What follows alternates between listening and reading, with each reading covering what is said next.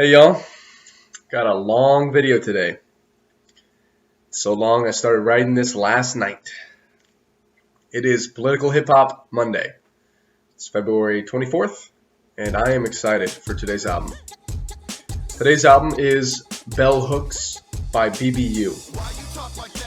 Just a heads up, I'm going to be covering songs that have explicit lyrics today, so if you're easily offended, you've been warned. However, this is one of the best hip-hop albums of all time, in my opinion. So please watch it through. BBU, which stands for Black, Brown, and Ugly, or Bin Laden Blowin Up, is a Chicago-based rap group that first gained popularity with their 2009 song, Shy Don't Dance.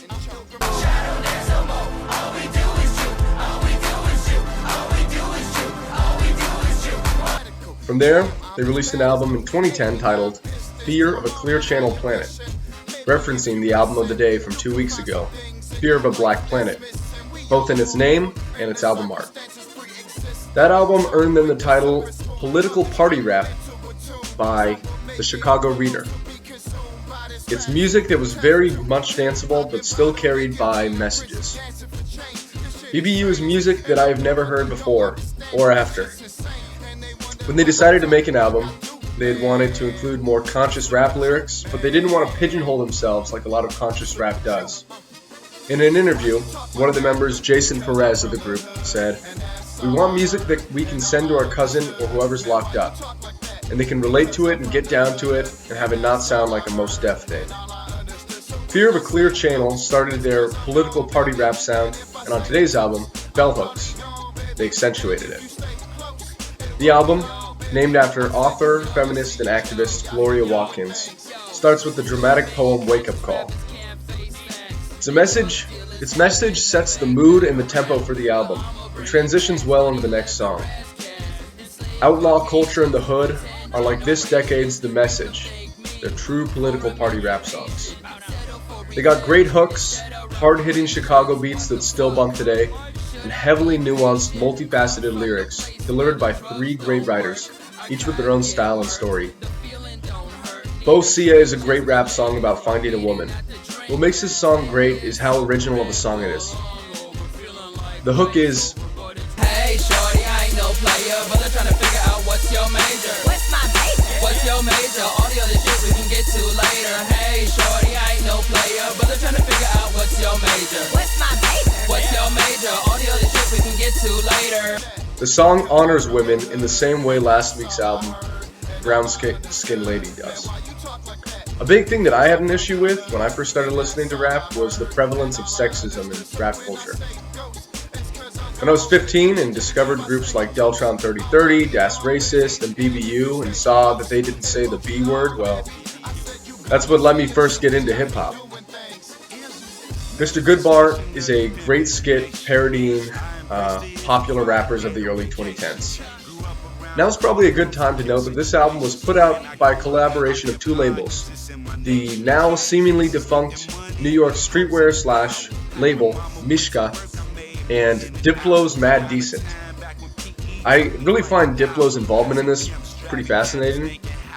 Right now, Diplo is currently one of the biggest producers in the music industry. Maybe the world is yours. Maybe when it rains it pours. Where are you now that I need you? But at the time this album came out, he was just breaking into the mainstream.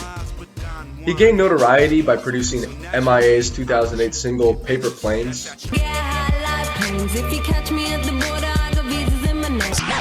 and his production on Chris Brown's Look at Me Now.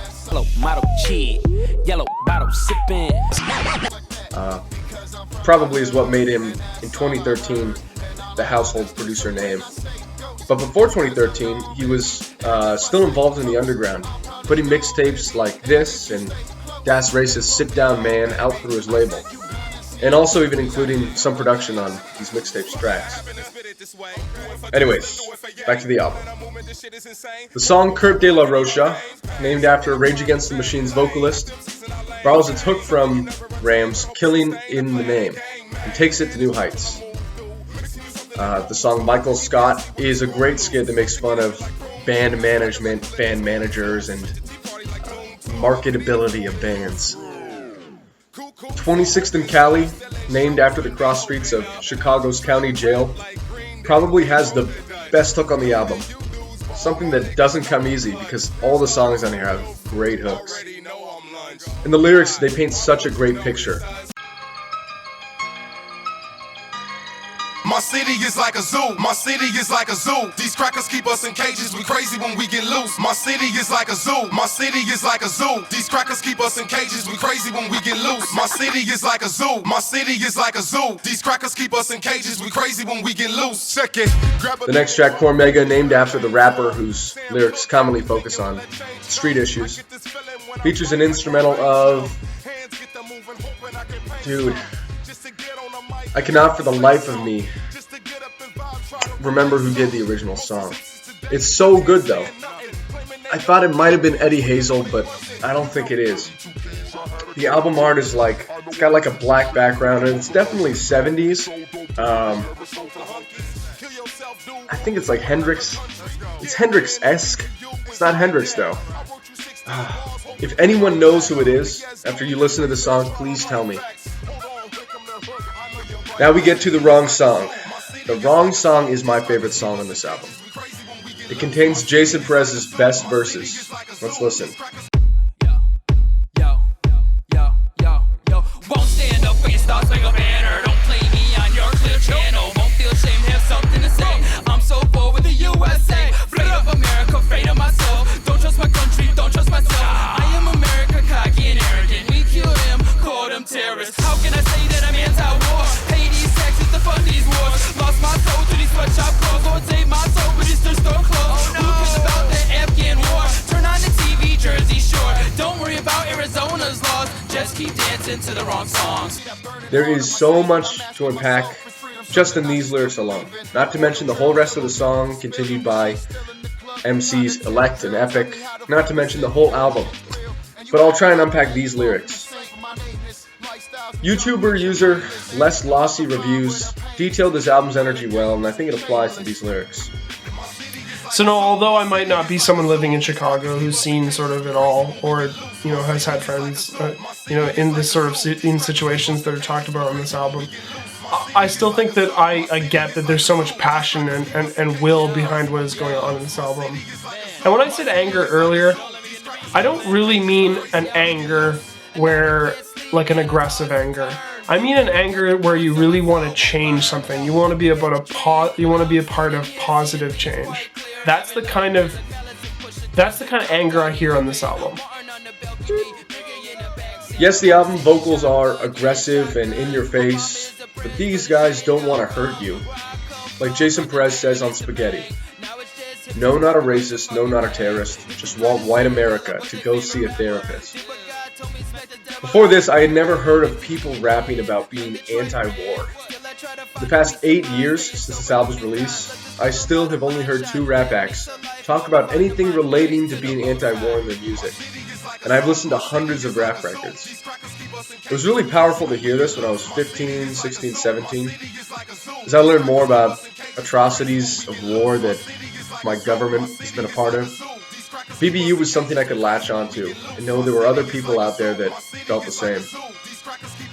The lines, "Turn on the TV, Jersey Shore, and don't worry about Arizona's laws," is a great conclusion to Perez's verse, and adds an important element to the American culture he paints.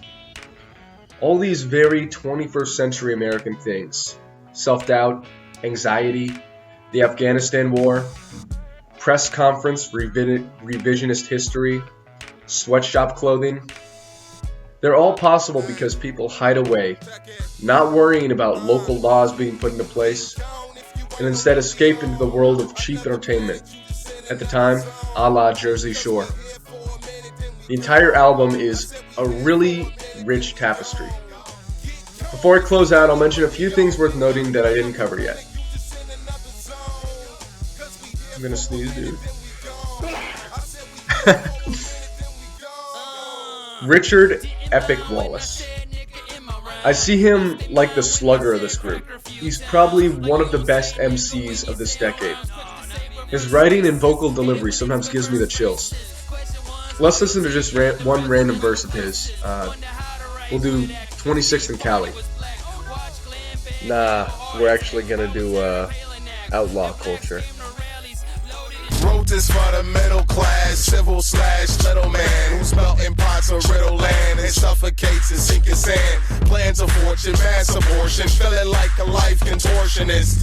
Morbid how we orbit, check the check with less respect. Direct the fact to less is that. Infected with this capitalist threat. If life is death, then which is fun? Smokers call for liquor lung. Tongue is taught to talk or walk. It's never seen but often thought. Caught in this American nightmare. We quite scared. All his bars on here are hard-hitting. It's hard to pick just one. The album also references then-President Barack Obama quite a bit, starting with the album's very first rap lines. Obama's the answer to fucked up question. Who gon' save your soul next election? Shit paid job, Department of Correction, true self-evident. The line in 26 and Cali that says, Obama is the prez, but his change don't come. And the hook to the wrong song that soulfully sings, we dance to all the wrong songs. We break all the wrong laws. We fight all the wrong wars. Barack, what's going on? We dance to all the wrong songs. We break all the wrong laws. We fight all the wrong wars. Barack, what's going on? These lines don't come across as derogatory or hateful against Obama. They share the same feeling as the whole album's message. It's a feeling like, come on man, we believe in you, but this is not what you promised. When I first listened to this album, I considered myself a Democrat and Obama supporter. And like I said, I was surprised to hear this on a rap record. I couldn't believe a rap album was talking about Obama in a way that wasn't praising him. In the following year, through a tangential rapper, I found out about Obama's drone strike campaign, and that basically made me question my entire political beliefs. So, thanks rap music, and thanks BBU. There's so much more I could cover about this album, but it's probably time to close it up. This is probably the most politically charged album I've heard from at least the past 20 years. If there were any album I would want you to listen to from this month, it would be this one. So please, go listen and enjoy. Them heads knocking, dropping jams, ghetto gospel hands fresh like you copping a pair. A new Jace, it's a new day. It's that real shit, so turn it up. If you got that weed, burn it up. Rebel music for your airways. And we don't give a fuck about your airplay. We hit that stage and tear it up. Let's get a bust. It's that real shit, so turn it up.